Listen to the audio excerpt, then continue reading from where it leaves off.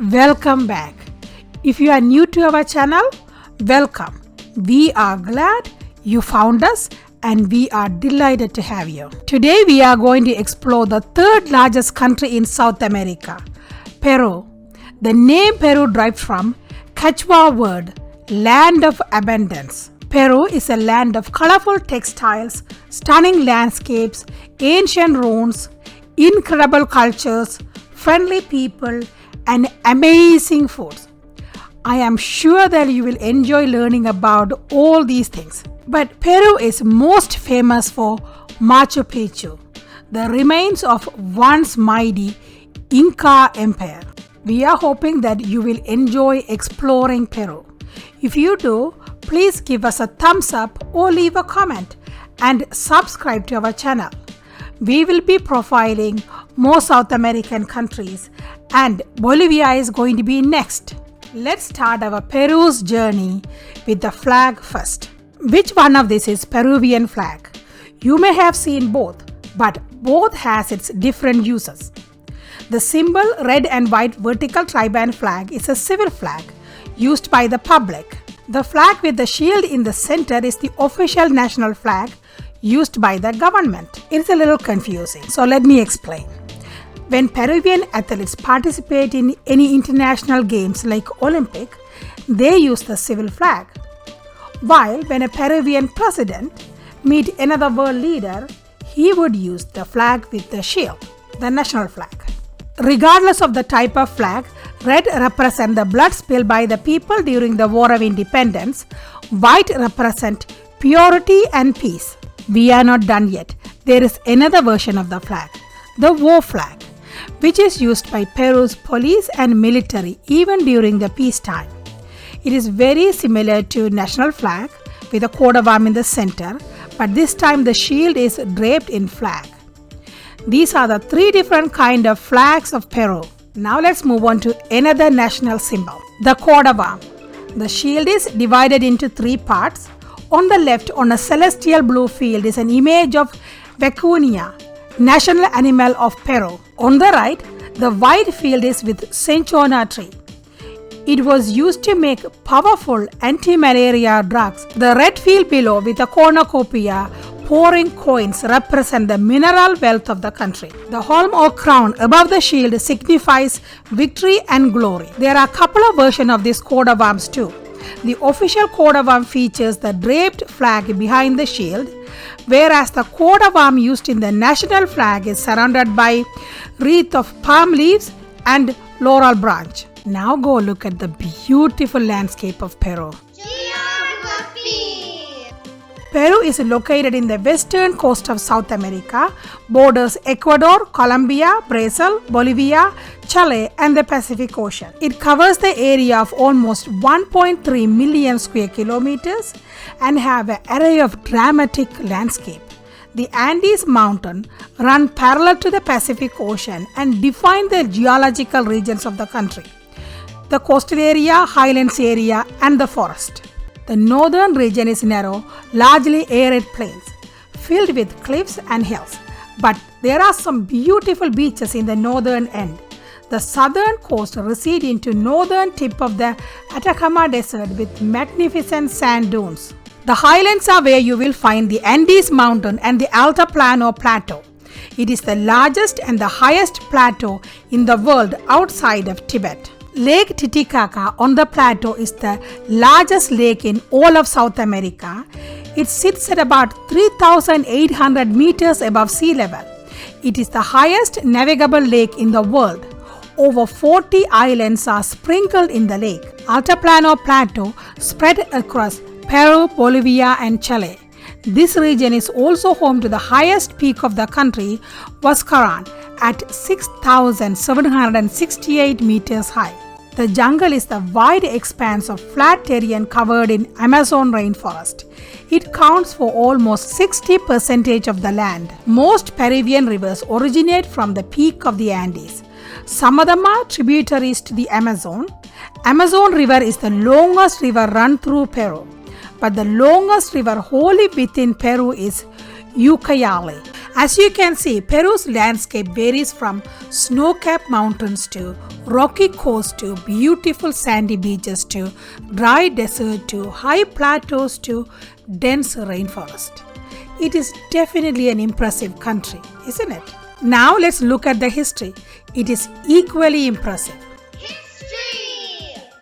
The evidence of humans in the Peruvian territory dates back 12,500 BC. Andeans were talented farmers. They used irrigation system and terracing for farming. They were also good at camelid husbandry and fishing. The oldest known complex society were the Carals and Chicos. They flourished along the Pacific Ocean coast between 3000 and 1800 BC. Then the Kopeshnik civilization flourished around 1200 BC. They were the greatest example of pre-Inca cultures along with Chavins from 1500 to 3000 BC. By the early 1st century, people spread far and wide, resulting in development series of localized cultures such as Paracas, Nazca, Wari, and popular Chimo and Mochi people. Mochi civilization reached its peak in the first millennia. They were renowned for their genius irrigation system, sophisticated ceramic pottery, lofty building, and clever metalworks. Then Tiahuanaco civilization emerged and lived near Lake Titicaca, whereas Wari population lived near the city of Arianaco. They developed large urban settlement and wide-ranging state system between 500 and 1000 years. Then the Simu civilization flourished from 1140 to 1450. They were great city builders and they built walled cities along the northern coast of Peru. In the 15th century, Incas emerged as a powerful society, and in the span of a century, they formed the largest empire. Incas started as a small ethnic group, but they used various techniques from conquest to peaceful assimilation to grow. They controlled Andean region from southern Colombia to northern Chile with a population of about 10 million people. In December 1532, Spanish conquistors led by Francisco Pizarro defeated Incas. It was a difficult fight and it took a decade, but the most important one in the Spanish colonization. Soon after the win, Spain established Viceroyalty of Peru with Lima as a capital. With the Spanish control, indigenous population declined, mainly due to diseases introduced by Spanish as well as exploitation and socio-economic changes. By 1570, Spanish started mining gold and silver. Peruvian bullion provided revenue for Spanish crown and fueled the development of complex trade network that reaches Europe and even Philippines. As the mining expanded, African slaves were brought into work. However, by the 18th century, silver production declined, so the crown introduced new reform and increased taxes. This angered natives and resulted in Tupac Amaru rebellion and other revolt. But all of these were suppressed. Spanish took control of more lands. Then came the Portuguese expansion into Brazil. It affected how Spain ran its trade network, so they shifted it to Buenos Aires and Bogota from Lima. So Lima lost importance as a capital. By the early 19th century, most of South America was involved in War of Independence, but Peru remained at a royalist stronghold. However, economic crisis, loss of Spain power in Europe, the War of Independence in Americas, and native uprising all contributed to a favorable climate for independence. So the Peruvian liberator San Martin decided to use diplomacy and urged the viceroy to grant independence to Peru. But it didn't work. Pressure for independence built. Viceroy de la Serna feared imminent attack and abandoned Lima and escaped. Leader of the Liberation Coalition San Martin declared independence on July 28, 1821, but Upper Peru remained a Spanish stronghold. until Simon Bolivar army liberated them 3 years later. From 1840 to 1860, Peru enjoyed a period of stability. But by 1870s, Peru was heavily in debt.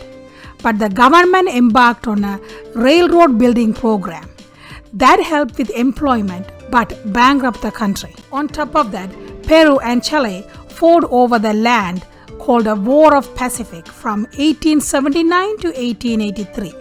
Peru lost some territories. Then there was 2 more wars with the neighbors. The first one was with Colombia in 1932 and the second one was with Ecuador in 1941. Military coup, political turmoil, and a racial issue including forced sterilization of at least 300 poor and indigenous women troubled Peru for the next several decades. 21st century Peru is trying to fight corruption while sustaining economic growth. That's the history. Let's go see how Peruvians are living today. People and culture. Peruvians are affectionate and inviting people. Peru's population is about 33 million. It is the 42nd largest country by population. About 80% of the Peruvian live in urban areas, while the 20% live in rural areas. The major city with the metro population closer to 10 million is the capital city of Lima. The next largest city is Arequipa with a population of about 1 million people. Peru is a multi-ethnic nation. In the last census, 60% of the people identify themselves as mestizo, 22% is Quechua, 6% white, 3.6% black, 2.4% Aymara, 2.3% other ethnic groups, 3.3% didn't declare their ethnicity. There are about 15 Amerindian tribes in Peru living in the Amazon forest without any contact to outside world. Peru's official language is Spanish, natively spoken by about 82% of the population. Quechua is spoken by about 14% of the population. Remaining 4% speak other indigenous languages. 76% of Peruvians describe themselves as Catholic, 14% as Evangelical, 5% as Protestant, Jewish, Latter-day Saint and Jehovah's Witnesses, and the 5% of people are non-religious. Peruvian culture is a lively mix of Hispanic and native traditions. Peruvian's artistic tradition dates back to the elaborate pottery, textile, jewelry, and sculptures of the pre-Inca cultures. They are still very artistic. Music and dance are extremely important to Peruvian culture. Each region has its own unique style of music and dance. Peruvian food is somewhat unique. Its national dish is ceviche, consists of only 5 ingredients. A type of fish, covina, is marinated in lime juice, onion, salt, and hot chilies. Ceviche often served with rye roasted corn kernels on the side. Another staple in the Andean region is cuy. A traditional method of cooking is to fill the whole guinea pig with herbs and roast it over an open flame. It usually served with roasted potatoes. Pisco sour is a famous drink. It's a type of brandy made with fermented grape juice. It's pretty strong too. In the Andes of Peru, people dress according to the particular style of their region or group. Peruvian festivals are colorful and lively too, and almost always include a parade. That's it for Peruvian people and their culture. Let's go see about the economy. Peru's economy is emerging social market economy with high level of foreign trade.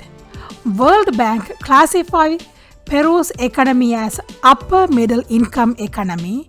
Peru has solid economic fundamentals including relatively low public debt to GDP ratio, considerable international reserve and solid central bank. Peru's GDP is over 500 billion. It is ranked the 47th largest economy in the world. Peru's economies depend on commodity exports, but Service count for 60% of the GDP, while manufacturing and mining account for 33% and agriculture 7%. Peru is one of the 5 largest producers of avocado, blueberry, artichoke and asparagus. One of the 10 largest producers of coffee and cocoa. Peru's agriculture is considerably diversified. Peru's main exports are copper, gold, zinc, textile, chemicals, pharmaceuticals, machineries, services, and fish meal. The country's major trade partners are United States of America, China, Brazil, European Union, and Chile. Peru's currency is sol. The exchange rate is about 3.75 sols to US dollar. This is it for Peru. I hope you enjoyed watching and learning about Peru. It's a beautiful country, isn't it? If you are watching this, you must like learning about other countries. So please give me a thumbs up to this video and subscribe to my channel so we can explore every single country in the world. Thank you for watching. We will meet again in the next video.